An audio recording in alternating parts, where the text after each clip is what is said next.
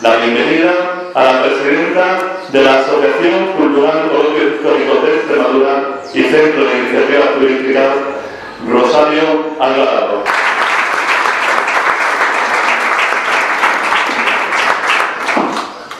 Buenas noches, estimadas autoridades, catedrático Dr. Rodríguez San Pedro, patrocinadores, ponentes, socios y acompañantes. A todos, muy buenas noches. Hoy inauguramos la 46ª edición de los Coloquios Históricos de Extremadura. Los coloquios nacen en 1971 de la mano del Centro de Iniciativas Turísticas de Trujillo y se denominaron en un principio Coloquios Históricos Religiosos de Extremadura. El Centro de Iniciativas Turísticas de Trujillo se creó en 1968 con el fin de dar a conocer turísticamente Trujillo y su región, velar por su patrimonio histórico, artístico, cultural y realizar todas aquellas actividades que ayudasen a la consecución de sus fines. Este es el punto de partida de donde emana la Asociación Cultural Coloquios Históricos de Extremadura, asociación creada en el año 2006 con el fin de continuar la labor de los coloquios con la suficiente autonomía y cobertura legal. Este año están dedicados a la Universidad de Salamanca en su 8º centenario de su fundación, 1218, y a su relación e influencia cultural con Extremadura. Especialmente agradecemos la presencia de nuestro alcalde, don Alberto Casero Ávila, de la concejala de Cultura, doña Consuelo Soriano Sánchez. Igualmente, nos une por la colaboración del catedrático en Historia Moderna de la Universidad de Salamanca, excelentísimo señor don Luis Enrique Rodríguez San Pedro Bezares, ante el esfuerzo realizado por estar esta noche aquí y exponernos su lectura inaugural, Salamanca, la Universidad de la Cultura Hispánica. De la misma manera, a nuestros patrocinadores y colaboradores, Fundación Obra Pía de los Pizarro, Fundación Xavier de Sala, excelentísimo Ayuntamiento de Trujillo, Centro de Profesores y Recursos de Trujillo, de la Consejería de Educación y Empleo de la Junta de Extremadura, Asociación Regional Extremadura Histórica. Un sentido recuerdo a todas las personas que en el pasado, de una forma u otra, han participado y, cómo no, a todos los que esta noche habéis tenido el gusto de acompañarnos. Este año está siendo un año difícil para algunos miembros de nuestra Junta Directiva. Vaya nuestro recuerdo en esta noche, esperando su pronta incorporación. Gracias a toda la directiva por vuestro trabajo y esfuerzo. Felicitar también a Teresa Pastor Novella y a Francisco Javier Rubio Muñoz por su desinteresada aportación en la organización de esta edición de los coloquios. Para terminar, recordar que las sesiones de trabajo y la entrega de premios, que será el próximo sábado al finalizar las jornadas, se celebrarán en la Fundación Xavier de Sala. Muchas gracias por su asistencia.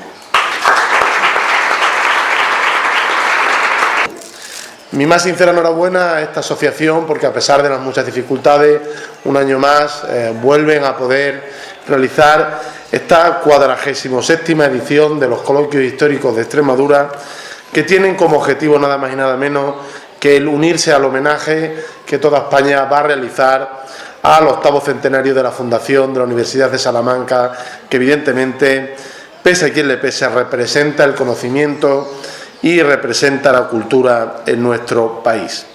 Hablábamos ayer, el catedrático que va a hacer la conferencia y yo, de la actualidad, no solo social y política de nuestro país, sino también de la actualidad de la universidad, que en los últimos tiempos pues también tiene mucho de candente y tiene mucho de actual en todas las noticias que nos invaden día a día.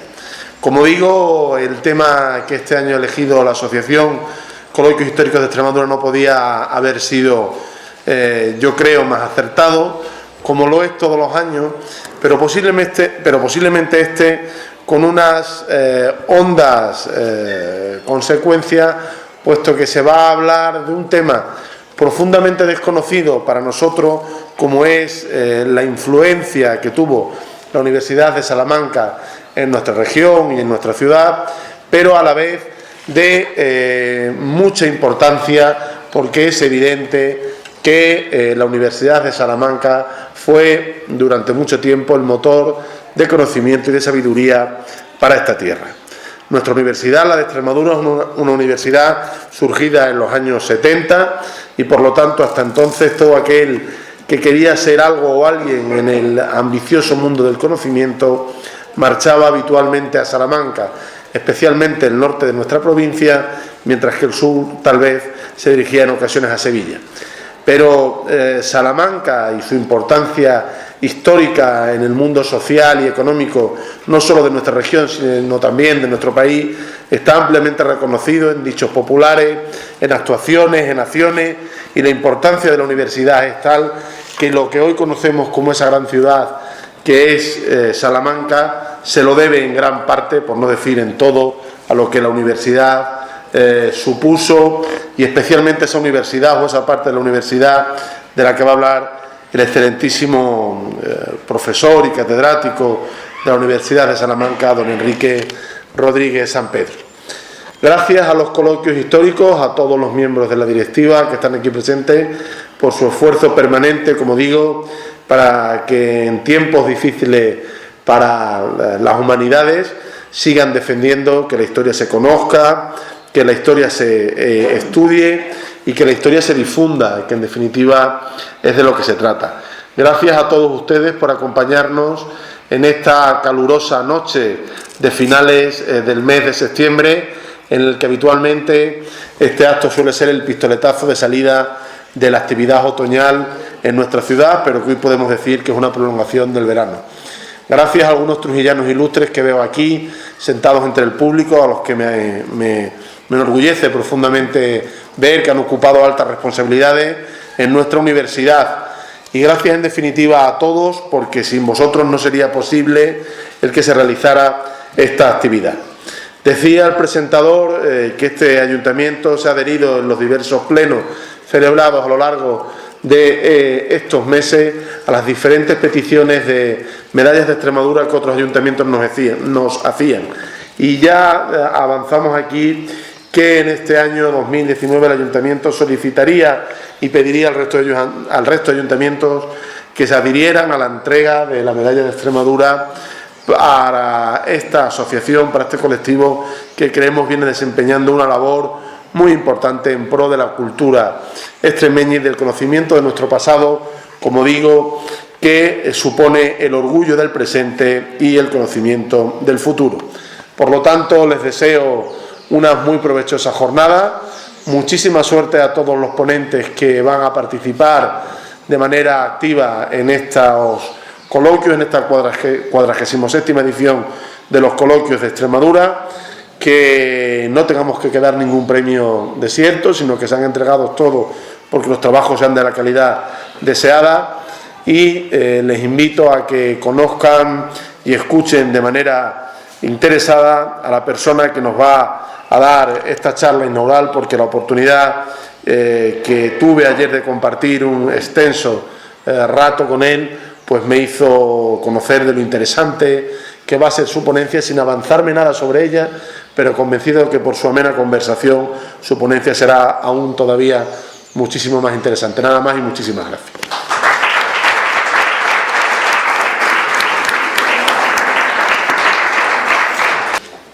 Agradezco el honor de esta invitación a los 47 coloquios históricos de Extremadura, y más por ser en Trujillo, que es una ciudad con la que me unen lazos de afecto a personas de ella desde hace 30 años.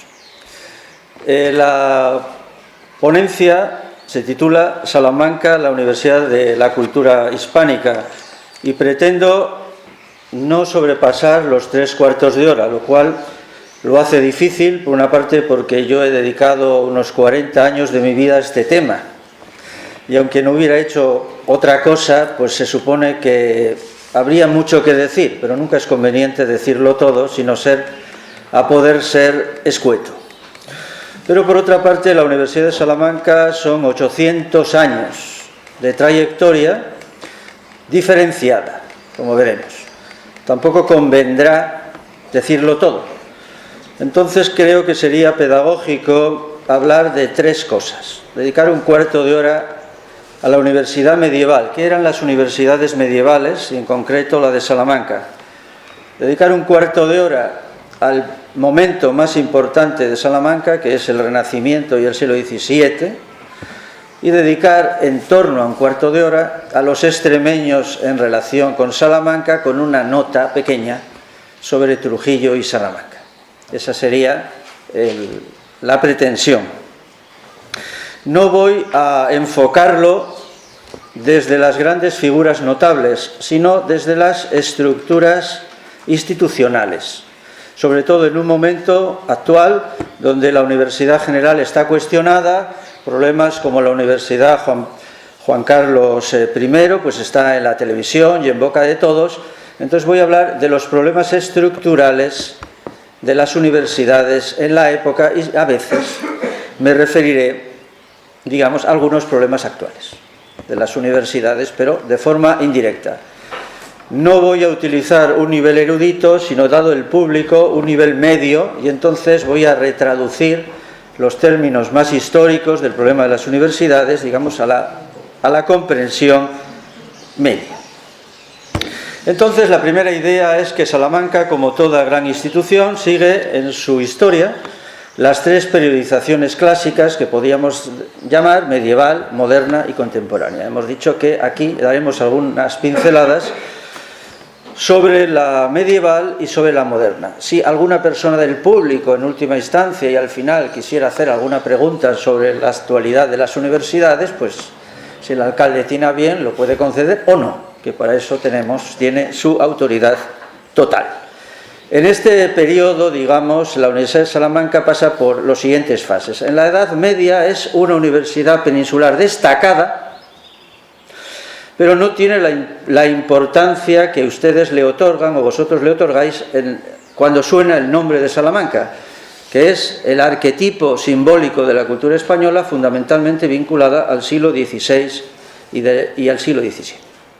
Y luego en el siglo XIX, entre otras cosas, como ahora, porque pierde la financiación, un problema de las universidades siempre es quién las financia y cuánto, porque si se quiere una universidad de excelencia, tiene que haber una financiación de excelencia, y si no hay una financiación de excelencia, la universidad no será excelente. Entonces, en el siglo XIX, Salamanca se le quita la financiación y se degrada. Y luego en el siglo XX se reconstruye, pero de esta etapa no voy a hablar. A no ser que, insisto, alguna pregunta del público, interesado en algún aspecto, al final, si es que no me he pasado mucho del tiempo, lo permita. Entonces vamos a dar algunas pinceladas sobre la etapa medieval.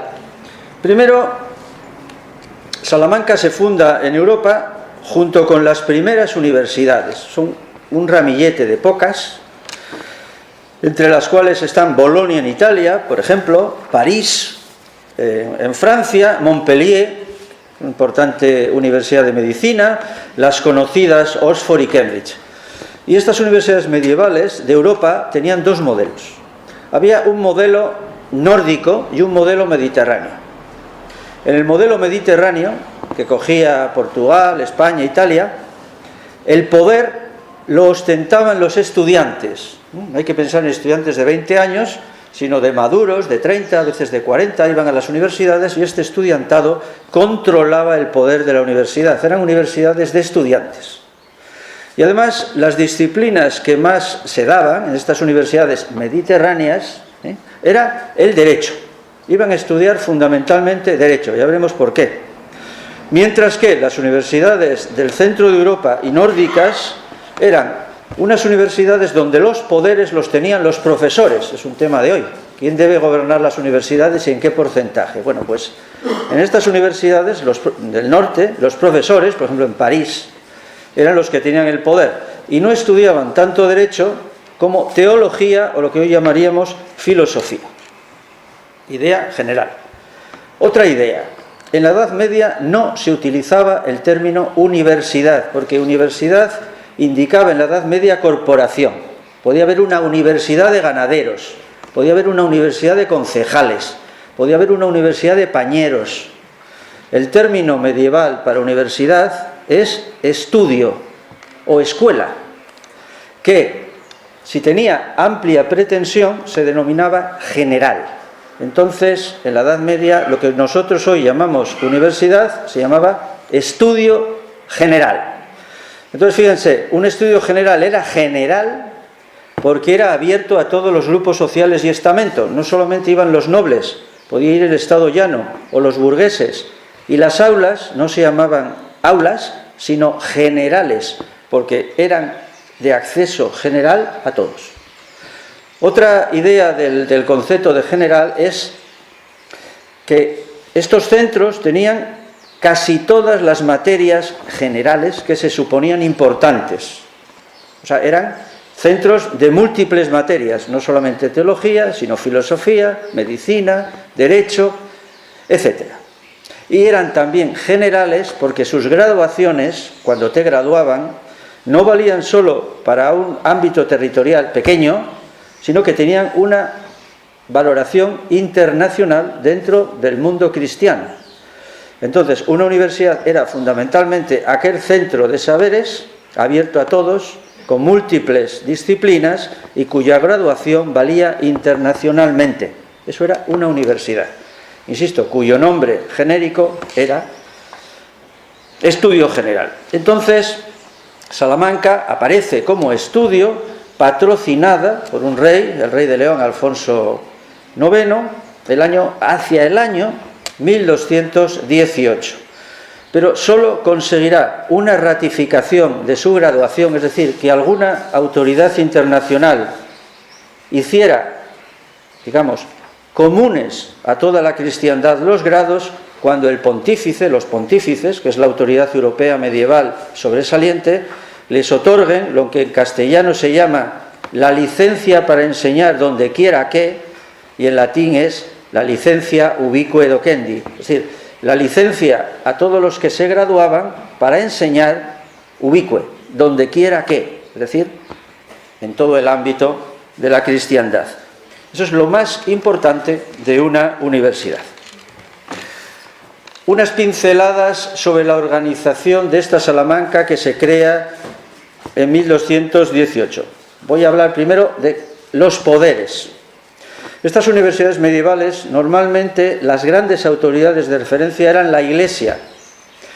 La Iglesia cristiana fue hasta el siglo XVIII la institución europea más potente y burocráticamente más intensa, la que más colocaba y la que tenía una proyección internacional, digamos, más destacada.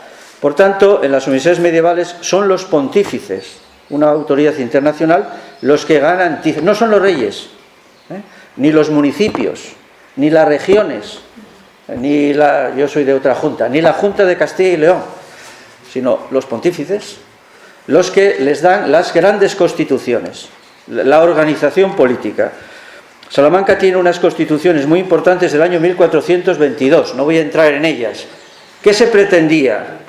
Equilibrar los poderes. ¿Quién iba a mandar en Salamanca? Entonces, Salamanca se estructura con un equilibrio de poderes entre los estudiantes y los profesores. O sea, la idea era crear unos órganos de gobierno donde estuvieran representados, digamos, proporcionalmente. No puedo entrar en detalles. Y además, presidía la universidad un representante de los estudiantes, que era el rector, y un representante del pontífice, que era un canónigo de la catedral. El rector, para evitar concentraciones de poder, solo duraba un año. En Salamanca la idea es, como los griegos antiguos, concentrar poder pero limitarlo temporalmente. Entonces cada año había un rector distinto. Entonces la autoridad se sustentaba en el canónigo de la catedral, que era el que representaba el pontífice. El resto eran asambleas de profesores y de alumnos, claustros abiertos que decidían sobre las distintas cuestiones. Problema, esto es el poder. Salamanca y las universidades medievales. Financiación. No hay saber excelente si no hay una financiación excelente. Sea que la pague el Estado, la matrícula, el ayuntamiento, alguna fundación. Y esto se planteaba. ¿Cómo estaba financiada Salamanca? Cuando ahora se habla de autonomía universitaria, las universidades actualmente no tienen ninguna autonomía. porque no tienen autonomía económica. Sin embargo, las universidades medievales tenían autonomía económica. Salamanca tenía el 90% de su financiación era del diezmo eclesiástico cedido a los reyes para la lucha contra los musulmanes. Entonces, eso se llamaban las tercias reales. Entonces, Salamanca tenía una cesión de los reyes de las tercias reales sobre el diezmo. ¿Qué quiere decir esto?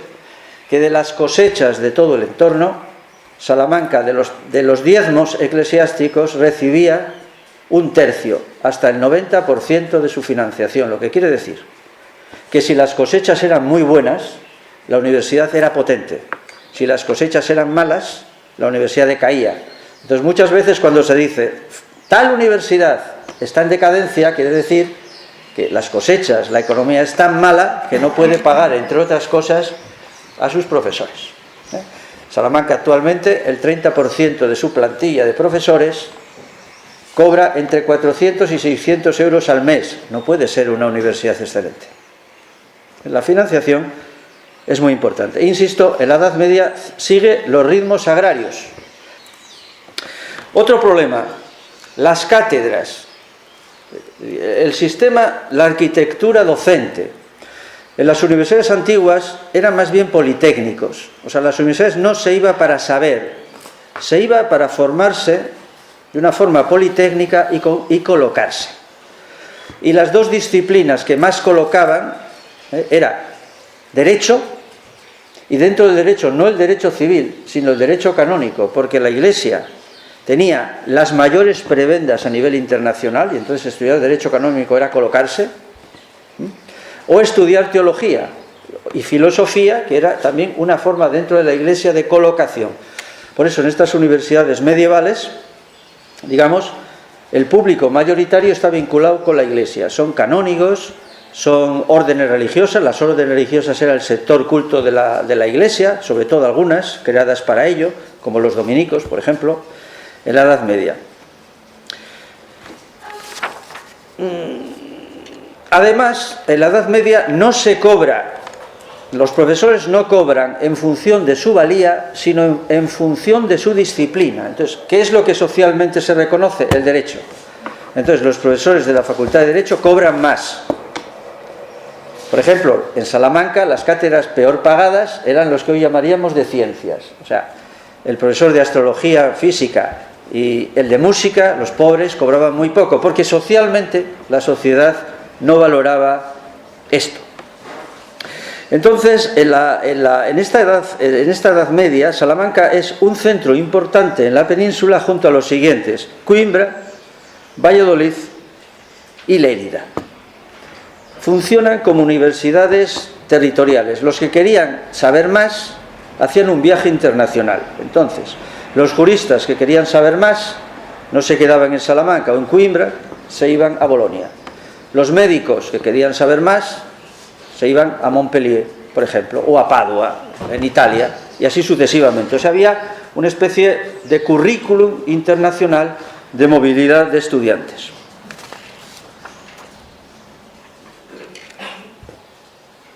¿Qué libros había? El libro de la Edad Media en las universidades. La gente iba a las universidades porque no había internet, no había bases de datos, no había WhatsApp, no había nada. Entonces no había universidad que no tuviera una biblioteca, es decir, una condensación de saberes, digamos. No existía la imprenta. Entonces la universidad permitía, a base de manuscritos copiados, una referencia.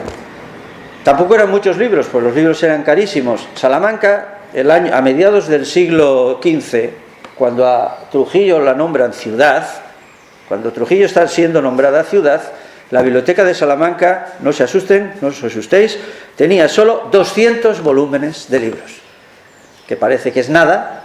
Cualquier chaval hoy por internet tiene digitalizados infinitos, pero esto eran las universidades, esta referencia en torno a las bibliotecas. ¿Cuántos, me estoy pasando el cuarto de hora para acá, cuántos estudiantes iban? Pues la Salamanca de la época, Bolonia, que era una de las más, tendría 1000, no más. Entonces Salamanca, que por la Edad Media venía a tener unos entre 15.000 y 20.000 habitantes, tendría unos 600, no más, unos 600 estudiantes, mayoritariamente clérigos, porque era precisamente el clero el que podía dedicarse a estas ciencias, digamos, especulativas de colocación dentro de la Iglesia. Y luego, una cosa que vamos a ver con más detalle, porque ahí entra la nación de Extremadura, comillas nación, es que en las universidades había representaciones territoriales de procedencia regionales. Entonces, en la Universidad de Salamanca había como 4 grandes naciones.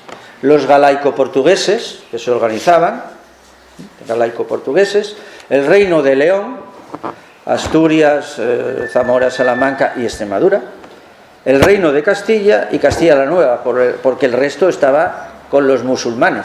Entonces no se había. Entonces esas naciones territoriales son vicerrectores.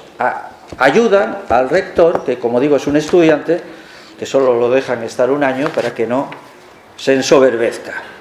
Bien, cuánto dura más o menos, serían algunas de las características de las universidades medievales y de Salamanca, los virreinatos de Perú, etcétera, etcétera. Entonces, dentro de ese conjunto territorial se van a fundar, habrá unas 30 universidades en la península y unas 32 en lo que sería Hispanoamérica o Latinoamérica, porque curiosamente Brasil y los territorios portugueses, no voy a decir por qué, no fundan universidades.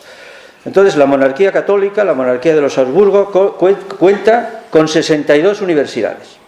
Es decir, aquellas entidades cuyos grados son reconocidos internacionalmente. La cabeza de esas universidades es Salamanca. Salamanca es la universidad primera, la más influyente, la mejor pagada, o sea, la que tenía más rentas, y la menos regional, es decir, la universidad a la cual acuden de los territorios hispánicos y de Europa más gente diversa. ¿Para qué? O sea, la Universidad de Salamanca y las grandes universidades vertebran, o sea, lo que generan es una formación de políticos, o sea, generan burócratas formados en derecho, sobre todo para las grandes estructuras de la monarquía y de la Iglesia. Entonces, la capacidad de salidas de esa formación era internacional. Tú podías ir de virrey al Perú, o de oidor en la Chancillería de Granada, o en un alto cargo eclesiástico. Entonces, la importancia de Salamanca en la Edad Moderna, que es lo que genera la fachada de la cual hoy vivimos, era que tú ibas a Salamanca, estudiabas esto y te colocabas a alto nivel en la gran burocracia internacional de la monarquía. ¿De acuerdo? Y en un momento en que Europa tiene un conflicto, no había diálogos de civilizaciones, sino conflicto de civilizaciones, y Europa está fragmentada en confesiones religiosas, cada universidad de cada ámbito defiende la legitimidad de su creencia. Entonces, las universidades anglicanas, con Enrique VIII, defenderán el anglicanismo, las luteranas de Sajonia, el luteranismo, la que cree Calvino en Suiza, el calvinismo, y las católicas, el catolicismo, porque, digamos, esa era la dinámica de estructuración. Y entonces la monarquía hispánica, que es una monarquía católica, los monarcas, etc., tienen a la Universidad de Salamanca como otro vivero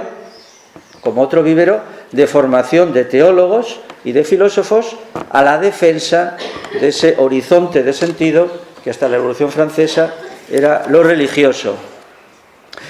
La característica de esta época gloriosa de Salamanca es que a nivel de poder empieza a perder la potencia el papado, y las monarquías en toda Europa, que son monarquías de tendencia autoritaria, tienden a controlar las universidades.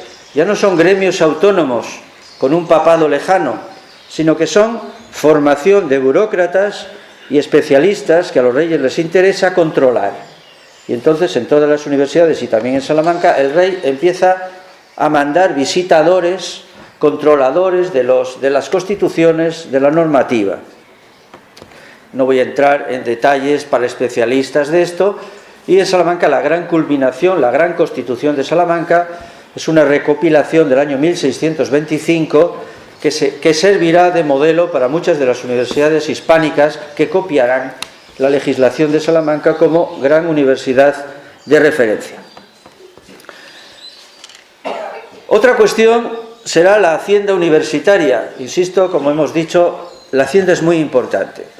Y entonces la Salamanca de los siglos XVI, XVII y XVIII, la Salamanca gloriosa, la del Renacimiento, la de Fray Luis, la del Concilio de Trento, sigue financiándose en un 85% con los excedentes campesinos de las cosechas cedidos por los reyes, es decir, que son universidades públicas pagadas por el Estado. Las matrículas en la universidad, por si alguien tiene aquí hijos pagando matrículas, son casi inexistentes. Eran unas propinas para hacer unos festejos, porque realmente la universidad es pagada por el Estado, es decir, por las monarquías, de esta autonomía de rentas propias, ¿de acuerdo? Entonces, si vosotros queréis saber cómo era Salamanca, pues normalmente la tendencia de cosechas en el siglo XVI fue de crecimiento, fue un buen siglo para la agricultura. Entonces normalmente pensar en Salamanca todo se construye en plateresco porque hay dinero, entonces pues construyen. Entonces, si las cosechas van bien, los ingresos van bien, Salamanca va muy bien. Siglo XVII en toda Europa, y en España, en Castilla y en Salamanca, hay unas grandes crisis agrarias, una microglaciación, el clima se enfría, se derrumban las cosechas. Entonces todo el siglo XVII en Salamanca es la gran caída de la universidad. Es que el profesorado era malo, no, es que mire usted, es que no hay dinero para pagarlo, se derrumban las cosechas.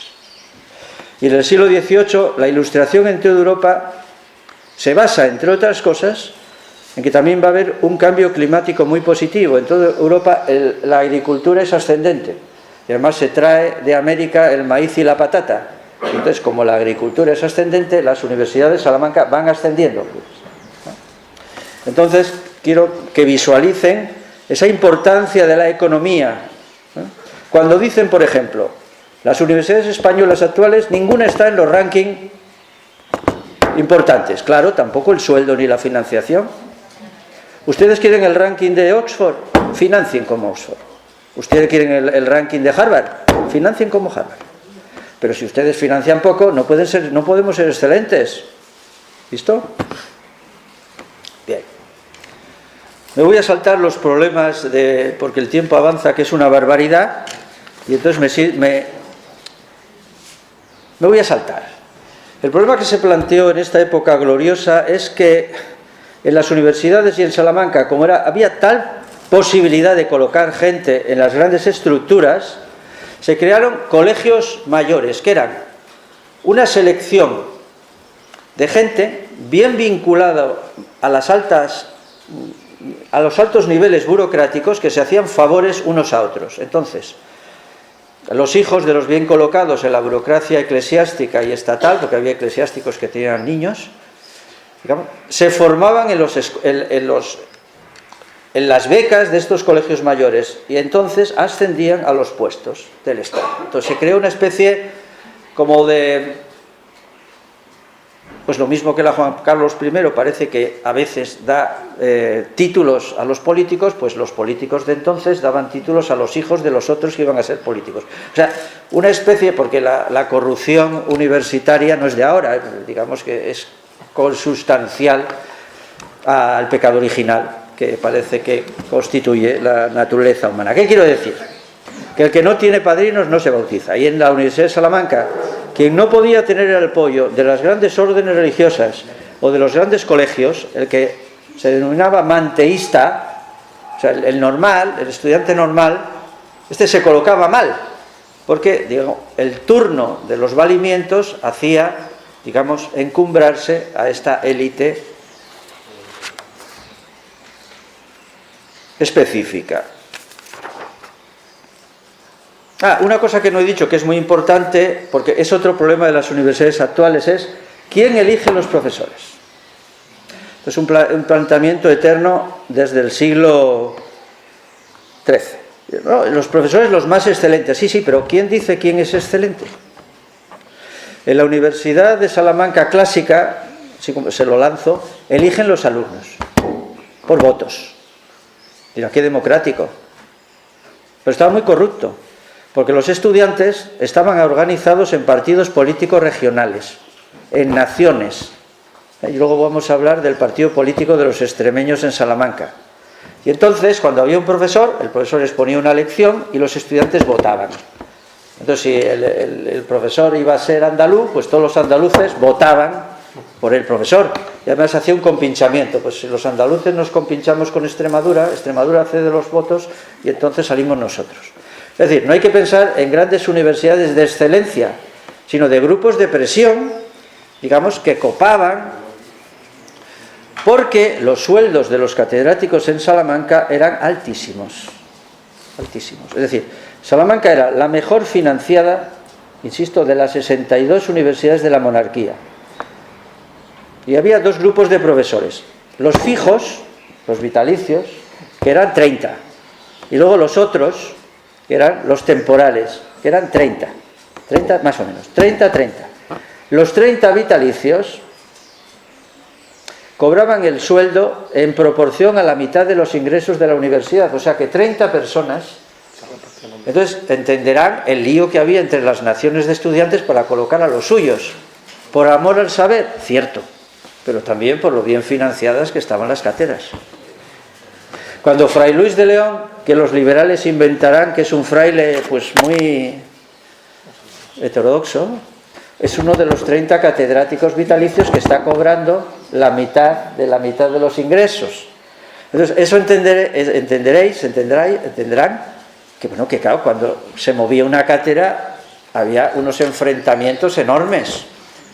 Y además ahí participaban los frailes, porque también los frailes votaban en teología a los suyos, los colegios mayores y menores también a los suyos, y las distintas naciones de estudiantes, que ahora diremos cuáles eran, muy parecido a la España de las autonomías. Pues entonces no piensen en una Salamanca ideal, piensen como en el mundo político, en movimientos de todo tipo, pero muy solventes, ¿de acuerdo? Bueno, los monarcas intentaron de todo. Por ejemplo, quitarle los votos a los estudiantes, se los quitan, 1640. Y se los dan a lo que hoy llamaríamos el Consejo de Ministros, como si el Consejo de Ministros hoy nombrara a los catedráticos. Pero bueno, se compinchean y los del Consejo de Ministros colocan a los hijos de sus ministros y entonces se crea otra oligarquía controlada desde... Es decir, problema de hoy. Si tienen la solución, me la mandan por correo. ¿Cómo se eligen a los profesores? ¿Cuál es el criterio de excelencia? ¿Excelencia para qué? ¿Y cuáles son los tribunales que lo deciden? Nosotros saben que tenemos ahora las anecas, que son unos misterios traslúcidos que aletean por ahí. Pero nadie sabemos quién nombra las agencias de control. ¿De acuerdo? Bueno, otra característica, porque insisto que el tiempo se va corriendo. Las universidades de la época no es una institución como ahora, eran verdaderos sistemas solares de instituciones. O sea, Salamanca contaba con el cuerpo central de las escuelas. El bachillerato en el Renacimiento estaba metido en la universidad. Entonces, las escuelas, los que conozcáis Salamanca, pues, las escuelas menores sería el nivel del bachillerato. Luego estaban las escuelas mayores, donde está la gran fachada, que eran las ciencias que se consideraban interesantes: derecho, teología, medicina. Y luego había una serie de satélites. Es decir, toda la ciencia eclesiástica funcionaba en Salamanca con 20 conventos especializados, o sea, 20 grupos de teólogos y filósofos. Están ahí las ruinas, que giraban en torno a la universidad. Y luego 25 colegios, es decir, una especie de selectos becados que están girando en torno a ese centro. Es un sistema solar de procedencia. En esta época del siglo XVI-XVII, Salamanca es la gran universidad del cursus honorum político y burocrático, donde se gesta y se forma lo que van a ser luego los puestos relevantes de la más alta administración, pero no solamente del Estado, de la Iglesia. Son solo los Borbones, la Ilustración, la que empieza a secularizar un poco, porque los Austrias, la relación Iglesia-Estado, como todos saben, hay una clara hibridación. Es en este momento donde en Salamanca se crea lo que es la llamada Escuela de Salamanca. La Escuela de Salamanca es aplicar prácticamente, desde el punto de vista de la teología y del derecho, problemas que se planteaban en el mundo de entonces, sobre todo por la conquista y colonización americana. Entonces, problemas que se plantean, solamente los enuncio. Por ejemplo, ¿Qué es la justicia? Pues, ¿qué se entiende por la justicia? ¿Quién es legítimo poder? O sea, los reyes, por ejemplo, ¿qué poder tienen? ¿Cómo legitimamos el poder de los reyes? ¿Las guerras son justas o no son justas? ¿Y cuándo una guerra es justa? Los indígenas de América, ¿tienen alma, no tienen alma? ¿Son bautizados? ¿Son como los negros? ¿Qué son? ¿Tienen dignidad, no tienen dignidad? Organizamos la convivencia internacional. ¿Cómo? ¿Con qué criterios? ¿Por derechos humanos? Estos son los grandes problemas de la Escuela de Salamanca, ¿de acuerdo? Que luego se transmitirán, el tiempo es que se va, se transmitirán a las universidades americanas. El problema es que con todo este enorme éxito de las universidades mediterráneas, insisto, vinculadas al derecho y a la teología, las otras ciencias, es decir, lo que va a ser la revolución científica del siglo XVII y XVIII, la matemática, la física, digamos, lo experimental, la medicina, son abandonadas. Por eso les prevengo con aquellos que dicen hay que crear universidades para el mercado. Salamanca fue para el mercado, era para el mercado administrativo de la burocracia, se hundió, porque no asumió las ciencias puras que generaron la revolución científica de los siglos XVII y XVIII. O sea que, ojo, con el criterio de que el saber debe ser solo vinculado al mercado. La movilidad social. Es decir, estas universidades, me quedan 12 minutos, una cosa así, para pasar rápidamente a los extremeños. Estas universidades, la gente que iba por el conocimiento, pero también por la promoción social. La universidad era en la época un gran ascensor de Extremadura, que la tengo en otra papelería anexa, que se la voy a simplificar. La nación de Extremadura. Primero, el concepto de nación, lo mismo que universidad no indica lo que hoy pensamos, sino que indica corporación. Nación en el antiguo régimen no es el concepto romántico de nación que tanto da que hablar. Por cierto, yo les aconsejo, yo ya me he decretado nación, porque aquí todo el mundo es nación, ustedes inscríbanse como nación. Bueno, es una broma. Nación, en la edad moderna, es un conjunto de procedencia regional. No tiene más connotaciones. Entonces, Extremadura es una nación. Y como tal se llaman. Entonces, Extremadura era una de las 8 naciones de estudiantes de la Universidad Salmantina. Y digo, por si acaso quiere el alcalde empezar a acuñar unos pin de plata, la nación de Extremadura, que está pintada en las fachadas de Salamanca, estaba representada, lo tienen aquí en el programa, por la E coronada. Es la E de Extremadura coronada como distintivo de poder. Estas naciones son los estudiantes extremeños reunidos en Salamanca, que pintaban cuando había algún alarde o habían conseguido algún cargo, alguna cátedra, pues se reunían los extremeños o los vascos o los andaluces, todos estos, y pintaban un Vítor. ¿De acuerdo? Y entonces Extremadura, debajo del Vítor, ponía E coronada. ¿De acuerdo? E coronada de Extremadura. Con anterioridad al siglo XVIII, me van quedando como 8 minutos o menos, la estructura administrativa más importante, como he dicho, es la Iglesia. Entonces, los estudiantes, las procedencias, se referían a diócesis. Entonces, ¿cuáles eran las diócesis en que se articulaba la nación de Extremadura? Pues eran las diócesis religiosas de los obispados de Extremadura, que eran, claro, Plasencia, Coria, Badajoz y las nullius diócesis. Las nullius diócesis era por la funcionalidad que tenía Extremadura en el asunto meseteño de los pastos de la Mesta y las grandes dehesas. Había grandes territorios bajo el poder, digamos, de las órdenes militares. Entonces, esos territorios que no son diócesis son nullius diócesis, o sea, latín, aquellas diócesis que no son. Pero eran muy abundantes, como saben, sobre todo en Badajoz. Hay que notar que en los siglos XVI y XVII, Béjar, la zona de la Sierra de Francia, las zonas de Béjar, eran extremeños en cuanto que formaban parte de la diócesis de Plasencia. Porque cambió el sistema de provincias en el 18, se alteró, y en el 19, pero el sistema de diócesis eclesiásticas en algunas cosas se mantuvo. Los que vayan a visitar el domingo en esa excursión que hay para Salamanca, no dejen de visitar las ruinas de donde se reunía la nación de Extremadura, que sabemos dónde era, en el colegio de San Agustín, solo quedan las ruinas. Está detrás de la fachada plateresca en lo que fue en su momento el gran colegio de San Agustín, donde estuvo. Entonces ahí, ¿qué quería decir que se reunían?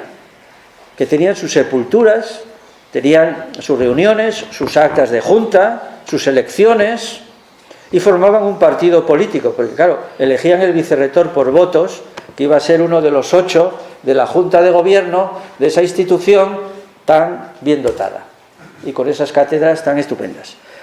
Digo, hermanaba, el convento cobijaba también a la nación de Andalucía. O sea, los extremeños iban con los andaluces en el mismo convento. Por si acaso quieren saber, los vascos iban a San Esteban, por ejemplo. Los portugueses que vayan a Salamanca estaban en La Vega. Entonces eran los cuarteles generales de la nación. Bueno, la importancia de las naciones es esta, que cada grupo regional que votaba a sus vicerrectores formaban la Junta de Gobierno, que controlaba el acceso a las cátedras y el reparto de los dineros. O sea que las naciones se peleaban por el saber, por el poder y por la economía, ¿de acuerdo? Si una nación tenía muchos estudiantes, era más potente, porque como hemos dicho, hasta mediados del siglo XVII los estudiantes elegían al profesorado. Entonces, si la nación, ya veremos cuántos tenía, la nación de Extremadura tenía potencia de alumnos, tenía más potencia en el control político de la institución, ¿de acuerdo? El proceso de elección de cátedras daría para otra conferencia, era corruptísimo, se sobornaba de todas las formas posibles. Los frailes que tenían voto aparecían en las matrículas, pues los dominicos, hay una cátedra de teología, empezaban a inundar el convento de San Esteban, 200 y 400 dominicos que venían de todos los conventos y se matriculaban. Era falso, pero como votaban, otros se colaban por la secretaría del secretario y arrancaban la hoja de los matriculados, o añadían matriculados falsos. Muy divertido todo, pero no voy a contar más cosas porque deshonraríamos la fachada de la Universidad de Salamanca. Además, cada nación de estudiantes tenía algún enemigo. Yo soy vasco, pero tengo otra familia que es asturiana. Los extremeños con quien se pegan es con los vascos. O sea, la nación de Extremadura se pega con los vizcaínos. Pero los vizcaínos no son los vizcaínos de Bilbao, es las diócesis de Calahorra y Pamplona, que como todo el mundo sabe son Navarra, Guipúzcoa, Vizcaya, Álava, Calahorra y Rioja. Entonces pues tienen especial animadversión y hay unas peleas estupendas. A la bocanoche, con espadas, con muertos, todo. Y estoy acabando. Demografía de estudiantes extremeños. ¿Cuántos eran? Bueno, Extremadura, quizá por eso no fundaron los jesuitas en Trujillo. Bueno, Extremadura mandaba muchos estudiantes a Salamanca. Era el cuarto territorio peninsular que más estudiantes mandaba. Evidentemente el que más mandaba, claro, tenía que ser Castilla y León, porque ahí estaba la universidad. También entonces mandaba mucho Castilla-La Mancha. Los vascos mandaban mucho. O sea, ¿por qué? Porque los vascos entonces estaban muy metidos como escribanos, escribientes y burócratas en los grandes consejos de la monarquía, pero la cuarta era Extremadura. Extremadura mandaba casi el 10% de la matrícula, lo cual es mucho. El 10% de la matrícula de Salamanca son extremeños, de estas diócesis. ¿Cuántos en cifra? Pues el profesor Javier Rubio, el pobre, que está ahora en Zamora dando clase, ha hecho unas investigaciones, algunas publicadas, y nos ha fijado. A finales del siglo XVI, los extremeños que estaban en Salamanca eran muchos, entre 400 y 600, muchos. 400 y 600 votos. En un momento en que Salamanca tiene unos 5.000 estudiantes. De 5.000 estudiantes o 6.000, 600 es una nación potente. Como creo que ha dicho el señor alcalde, naturalmente hacia Salamanca atrae más a los extremeños de las diócesis de Coria y de Plasencia, mientras que Sevilla Sevilla no había una sola universidad, había varias, una de los dominicos y un estudio general, y entonces a Sevilla iba naturalmente la gente procedente de las nullius diócesis, de órdenes militares, y de la zona baja iban hacia Sevilla. Aunque Sevilla no colocaba con esa suntuosidad que hemos visto que colocaba Salamanca. 3 minutos más o menos. El estudiante en las antiguas universidades, en la lengua franca, lo mismo que hoy no puedes ir a ningún sitio sin saber por lo menos inglés, chino y árabe, sobre todo inglés, en la universidad antigua tienes que saber latín.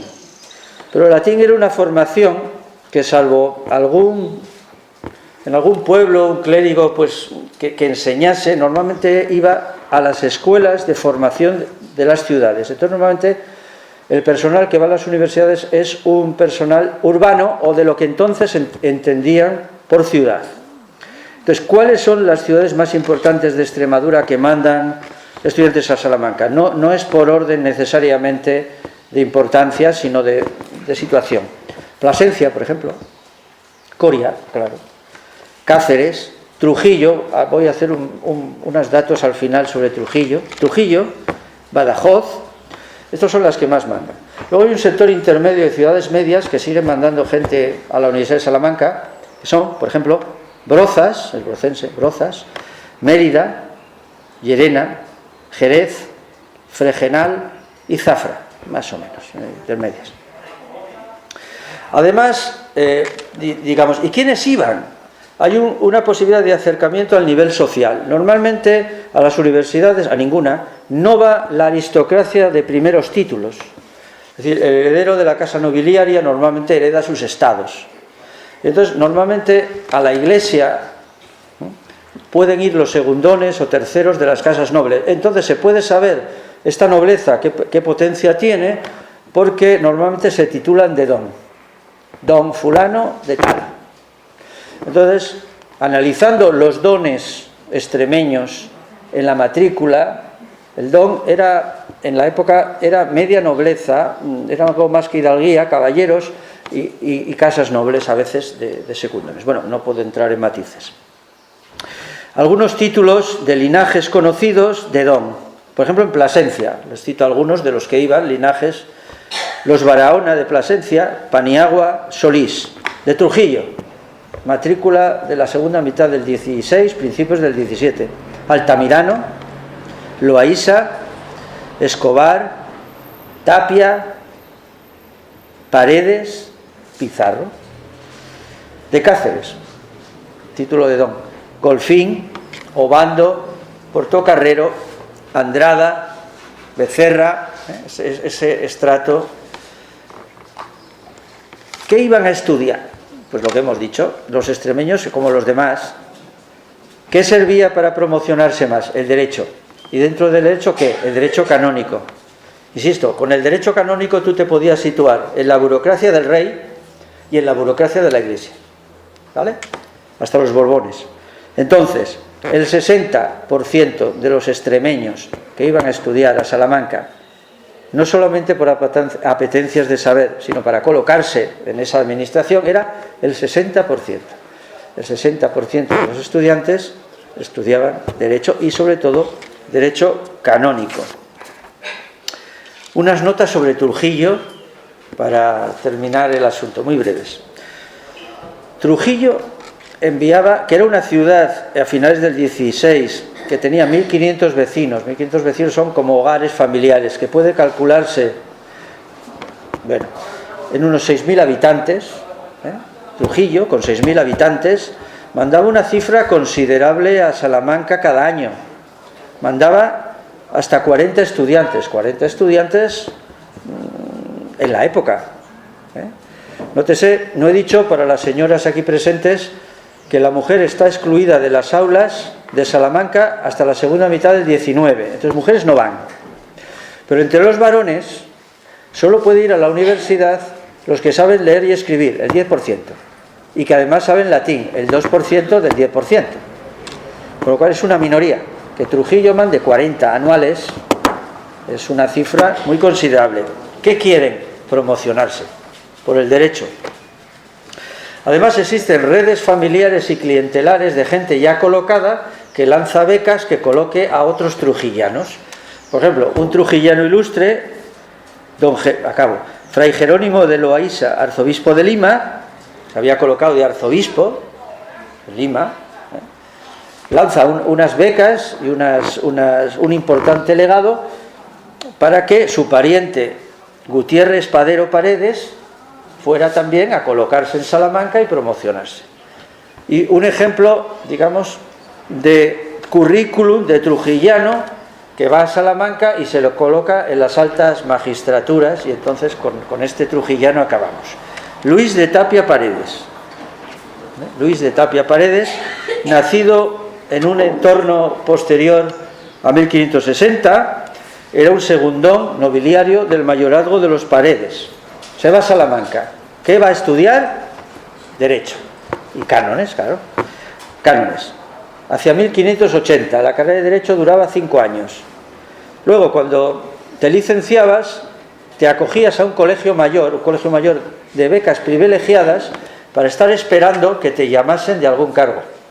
Entonces, termina la carrera y se mete en el colegio del arzobispo. Era uno de los 4 grandes colegios. Todavía está en pie, es el famoso Colegio Fonseca.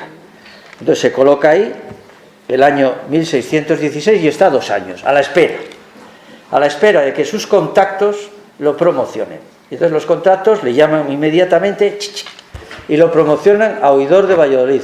Para que nos entendamos, la justicia en la monarquía, en la península, tiene 2 grandes chancillerías, 2 grandes tribunales. El del norte del Tajo, sede Valladolid, y el del sur de Tajo, sede Granada. Entonces el Paredes lo promocionan de juez en la gran chancillería de Valladolid, una promoción. Pero ahí está solo un poco. A los 2 años ya ha pasado a lo mismo, pero en casa y corte. O sea, era de alguna manera, digamos, los jueces de la capital, alcalde de casa y corte en 1618. Pero ya eso no es suficiente. Y promociona a lo que serían los grandes consejos de ministros de altura. Uno, el de Indias, lo hacen consejero de Indias. Pero el consejo de los consejos, la repanocha del llegar, era el Consejo de Castilla. Luis de Tapia Paredes, el año 22, llega al Consejo de Castilla. Con lo cual, un trujillano de esos 40 que habían hecho a su aventura llegaba a través de Salamanca y de los colegios mayores y de la escala burocrática a la más alta cumbre, digamos, de la monarquía, que era precisamente el sistema polisinodal de consejos. Bueno, me he pasado 7 minutos, pero más o menos esta sería, abuela pluma, un contexto de las universidades. Problemas actuales. ¿Cómo financiamos las universidades? ¿Qué poderes hay en las universidades? ¿Cómo está el sistema? ¿Las humanidades sirven para algo? ¿Hacemos universidades para el mercado? ¿No puede ser eso una trampa? ¿Sigue siendo la universidad un ascensor social, como lo ha sido en los últimos 50 años? ¿Sirven para algo los másteres? Bueno, lo vamos a dejar aquí y gracias por su atención.